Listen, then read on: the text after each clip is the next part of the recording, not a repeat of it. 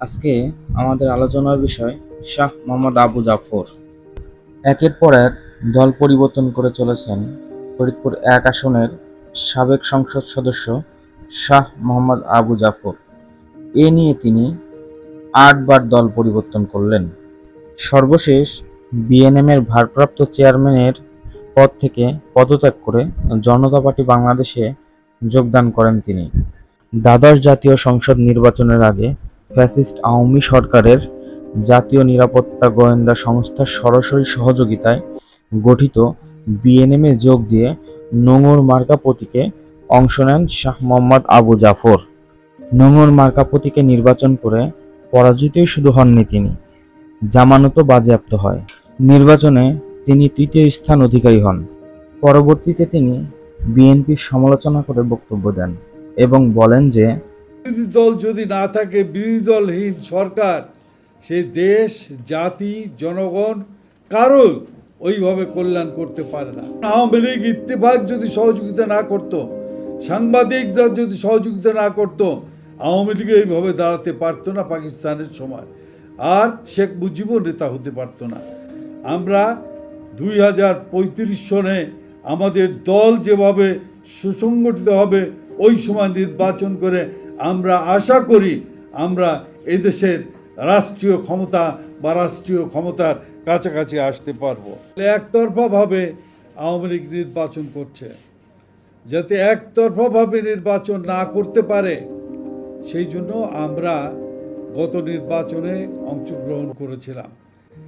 Abraham Lincoln, আমেরিকার president Abraham লিঙ্কনের একটা উক্তি আছে যে একটি সরকার হচ্ছে বাইসাইকেলের মতো, তার প্রথম চাকা, সামনের চাকা হলো সরকার, আর পিছনের চাকা হচ্ছে বিরোধী দল।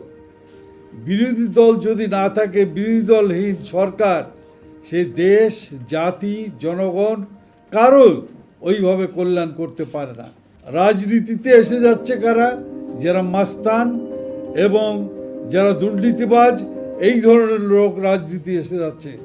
সৎ নিষ্ঠাবান লোক, তারা এদের কারণে পিছিয়ে পড়ছে, তারা রাজনীতি অংশগ্রহণ করছে না।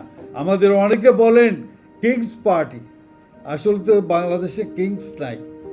দেশের দায়িত্ব গ্রহণ করার জন্যই আমরা সেই লক্ষ্যেই আমাদের দল কাজ করে চলেছে।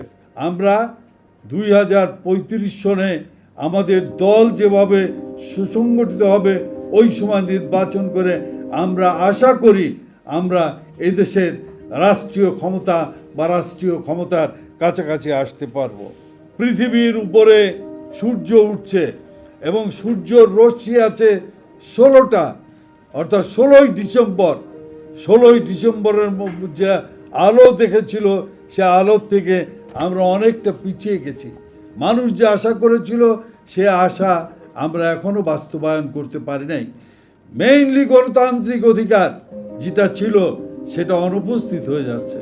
সেই জন্য গণতান্ত্রিক অধিকার, ভাতের অধিকার, মানুষের চাকরির অধিকার, দুর্নীতি বিরোধী সংগ্রাম আন্দোলন করার জন্য, অত্যাচার জুলুমের বিরুদ্ধে সংগ্রাম আন্দোলন করার জন্যই বিএনপির জন্ম হয়েছে।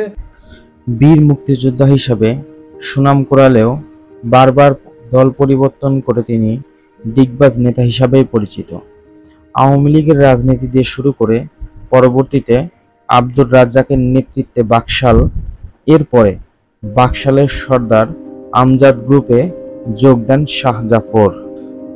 1979 ও 1986 সালে নৌকা মার্কা নিয়ে এমপি হন। নৌকা মার্কার এমপি এরশাদের নেতৃত্বে জাতীয় পার্টিতে যোগ দিয়ে 1988 সালে ভোটারবিহীন নির্বাচনেও এমপি হয়েছেন শাহ জাফর। তিনি জাতীয় পার্টিতে পর্যায়ক্রমে সাংগঠনিক সম্পাদক, ভাইস চেয়ারম্যান ও প্রেসিডিয়াম সদস্যের দায়িত্ব পালন করেন। ছিলেন জাতীয় শ্রমিক পার্টির সভাপতি।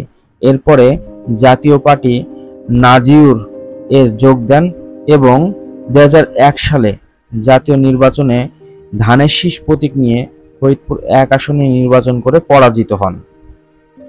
নির্বাচনের পর জাতীয় পার্টি ছেড়ে যোগ দেন বিএনপিতে।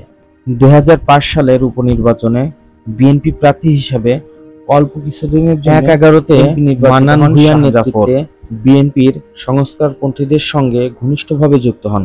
২০০৮ ও ২০১৮-তে ফরিদপুর ১ আসনে বিএনপি প্রার্থী ছিলেন শাহ জাফর।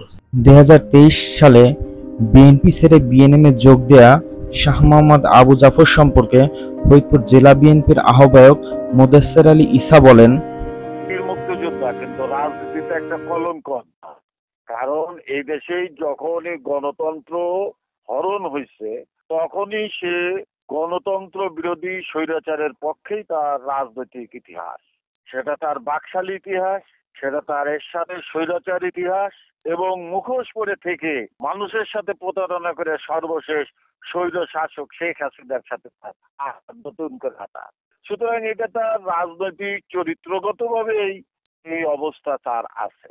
আমি এর ধিক্কার জানাই এবং সমাজের নোংরা, সমাজচ্যুত, সমাজের একজন নোংরা রাজনৈতিক মানসিকতার লোককে ঘৃণা জানানো ছাড়া আর কিছুই নাই। আমাদের ভিডিও যদি ভালো লাগে তাহলে লাইক এবং কমেন্ট করুন। নিয়মিত এই ধরনের বিশ্লেষণধর্মী ভিডিও পেতে চ্যানেলটি সাবস্ক্রাইব করুন। ধন্যবাদ।